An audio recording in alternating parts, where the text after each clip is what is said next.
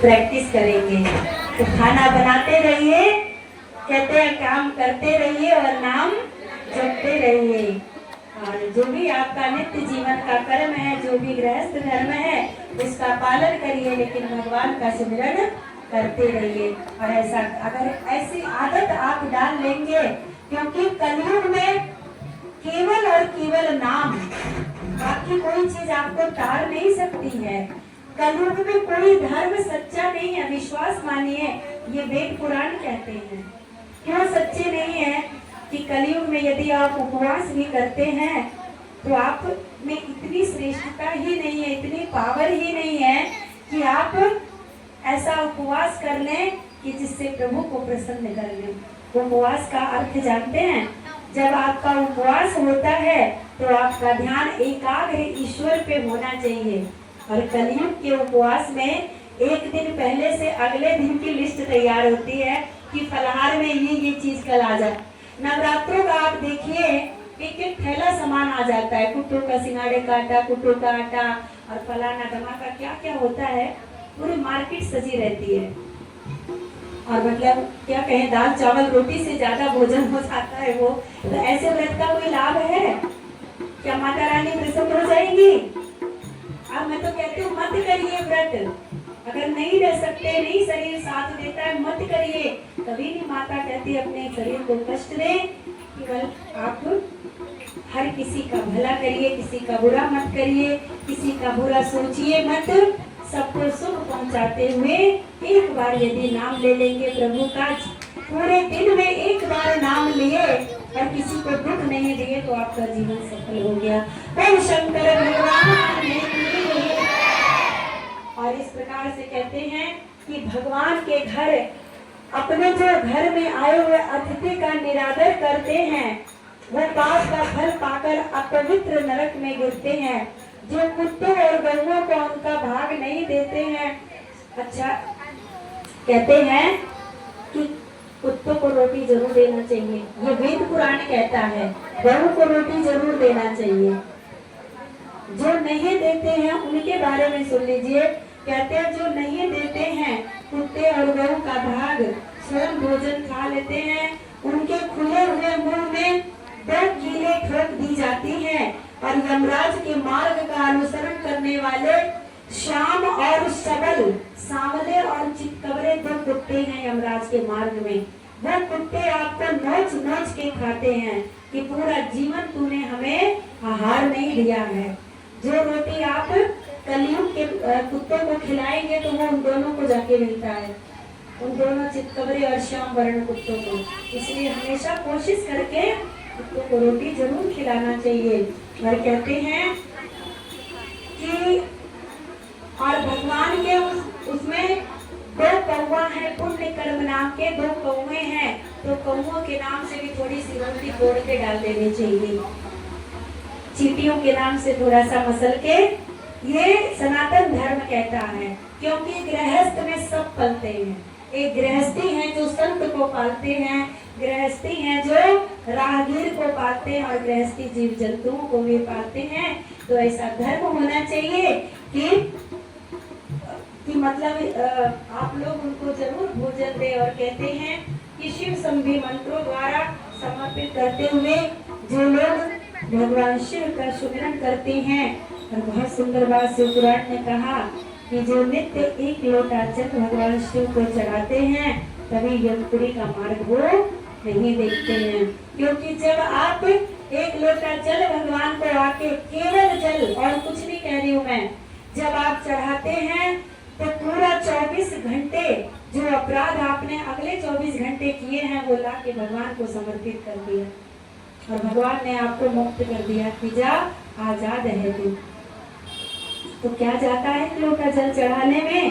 तो भगवान शिव को एक लोटा जल चढ़ा देना चाहिए। ऐसा करने से जो मनुष्य भगवान शिव को एक लोटा जल चढ़ाता है, कभी यमपुरी की यातना नहीं भुगतनी पड़ती है। और कहते हैं कि समय आने पर मनुष्य जो होता है अपने कर्मों का भुगतान करके और फिर भगवान उसे मनुष्य शरीर देते हैं, एक बार फिर अवसर देते हैं कि फिर जाकर सत्कर्म करके और फिर उसका चिंतन करने योग्य कर्म जो है, उसके जो पाप हैं उसे इसमें सुनिए। कहते हैं 4 प्रकार के मानसिक पाप कर्म होते हैं। कौन कौन से? कहते हैं असंगत प्रताप, बुरे लोगों की संगत जो होती है वो आपको बुराई की तरफ लेके जाती है। तो हमेशा संगति कैसी करें? अच्छी करें। अच्छे लोगों का संग आपको अच्छाई की तरफ लेके जाएगी। और कहते हैं बिना सिर पैर की किसी की बात मत सुने। बातें तो जहां आप खड़े होंगे वही सुनने को मिलेगी, और बातें जब आप सबकी सुनेंगे तो कुछ अपराध आपसे भी बनेगा। बिना सिर पैर की बात आगे आप भी तो पहुंचाएंगे ना, तो जब आप सुनेंगे ही नहीं तो पहुंचाना भी अपराध नहीं बनेगा। तो बिना सिर पैर की बात नहीं करना चाहिए। असत्य भाषण, हालांकि कलयुग में बहुत बड़ी बात है कि झूठ से बचना। कलयुग की तो उत्पत्ति ही झूठ से है, तो झूठ के बिना काम तो नहीं चल सकता है, बड़ी मुश्किल है। पर वेद कहते हैं कि जितना हो सके जहां जरूरी है वही झूठ बोलिए, और ऐसा झूठ बोलिए जिस झूठ से किसी को लाभ हो जाए। पर यदि आपका झूठ किसी का जीवन बर्बाद कर रहा है तो ऐसा झूठ नहीं बोलना चाहिए। अच्छा, दूसरा चीज क्या कहते हैं?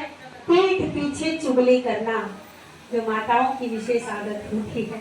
इसके लिए वेद पुराण वर्जित करते हैं कि पीठ पीछे अगर आपको किसी की बात करनी है तो उसके मुंह पे जाके कह दीजिए, और नहीं सामर्थ्य है तो उस बात को दिमाग से निकाल दीजिए। पीठ पीछे किसी और से कह के केवल और केवल आप स्वयं पाप के भागीदार बन रहे हैं, उस इंसान का कुछ नहीं जा रहा है।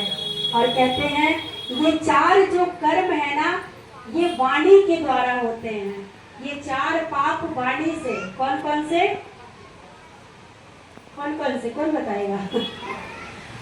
एक तो चुगली, चुगली भी आप वाणी से कर रहे हो, और असत्य भाषण, झूठ भी आप वाणी से बोल रहे हो, और बुरी संगति में बुरे लोगों का व्यभिचार जो है पहले वाणी से ही तो दोस्ती होगी। तो ये, और कहते हैं कि अप्रिय बोलना, किसी को कभी गलत ना बोलिए। ऐसा कठोर वचन मत बोलिए जो वचन सुनने के बाद उसके हृदय को पीड़ा हो। जो किसी को आप बोले तो एक बार मन में सोचें कि ये यदि अगला मुझे बोलेगा तो मुझे कैसा लगेगा, और अगर वो आप सोच लेंगे तो कभी किसी को मतलब अप्रिय वचन नहीं बोलेंगे। तो 4 पाप बताया गया, झूठ नहीं बोलना, अप्रिय नहीं बोलना है, असत्य नहीं बोलना है, और चुगली नहीं करनी है। ये 4 पाप किस तरह से होते हैं? वाणी के द्वारा होते हैं, हमारे शब्दों से। तो इसे नहीं करना चाहिए। और अब कहते हैं कि पाप कर्म, प्राणियों की हिंसा करना, व्यर्थ के कार्यों में, ये शरीर से होने वाले पाप हैं। प्राणियों की हिंसा करना और व्यर्थ के कार्यों में लगे रहना, जिस कार्य से कोई लाभ नहीं है ऐसे कार्यों में लगे रहना। बुराई करने से ही मनुष्य नरक में गिरते हैं। माता पिता का दोष देखने के लिए आपका जन्म नहीं हुआ है, उनकी बुराई देखने के लिए आपका जन्म नहीं हुआ है। आप केवल ये जानो कि हमारा धर्म है, हमें उनकी सेवा करनी है। लेकिन अगर आप ये कहते हैं कि नहीं बहुत गंदे हैं वो, कोई बात नहीं, वो गंदे हैं तो उनके लिए महादेव जी बैठे हुए हैं, वो उनकी गंदगी का निर्णय कर लेंगे, उनके कर्मों का फल वो देंगे उनको। पर आपको क्या भेजा बना के? उनकी सेवा करने के लिए भेजा है। तो यदि आप अपने ये बहुत बड़ा कर्म है, अपने माता पिता, ताऊ चाचा और गुरु जितने श्रेष्ठ हैं इनका सम्मान करिए। और यदि सम्मान नहीं कर सकते हैं तो कृपा करके अपमान तो बिल्कुल मत करिए। पुण्य ना करिए तो पाप भी मत करिए।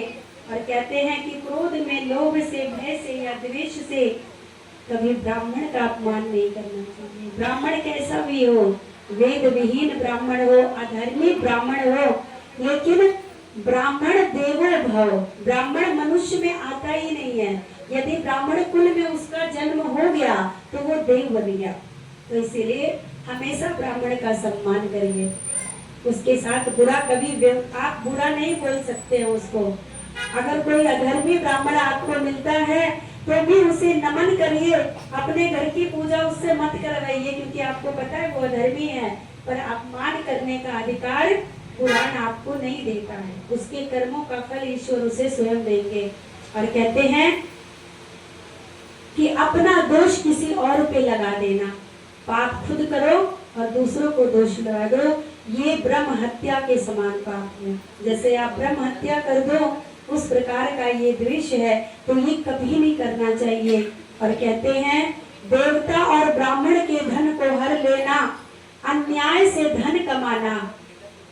और क्या कहते हैं कि ब्रह्म हत्या के समान है। जिस किसी व्रत या नियम या यज्ञ को ग्रहण करके उसको त्याग देना। यदि किसी चीज का आपने नियम लिया है कि मुझे ये व्रत करना है और आपने त्याग कर दिया, नहीं तो कोशिश करना चाहिए कि जो हमने मतलब संकल्प लिया है उसको पूर्ण किए बिना नहीं छोड़ना चाहिए। और इसके बाद कहते हैं किसी ब्राह्मण को बुला करके, किसी व्यक्ति को बुला करके अपने घर में उसको ये लोभ दे करके कि मेरे घर आओ, तुम्हें मैं ये दूंगा, आज का भोजन दूंगा, और उसे वापस कर दो, ब्रह्म हत्या के समान अपराध है ये। जब किसी को कोई चीज देने का वचन आप देते हैं तो वो उसको आप दीजिए, नहीं आपके पास है तो कर्जा लेके दीजिए, लेकिन दीजिए, या तो वचन ना दीजिए, और यदि वचन दिया है तो उसे पूर्ण भी करिए। और कहते हैं एक मदिरा पान करना